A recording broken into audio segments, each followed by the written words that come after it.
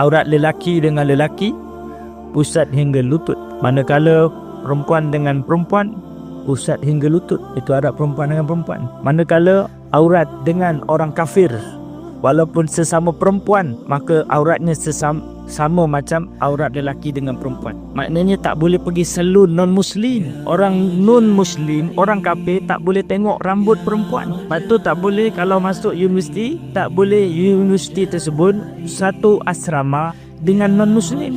Kenapa kita warden pengurusan asrama, ya, boleh tak Muslim dengan Muslim, non-Muslim dengan non-Muslim? Kerana kami, walaupun kami satu gender, kami perempuan sesama perempuan, tetapi aurat ke kami tidak boleh dilihat oleh orang kafir. Ini hukum. Allahumma salli ala sayyidina Muhammad.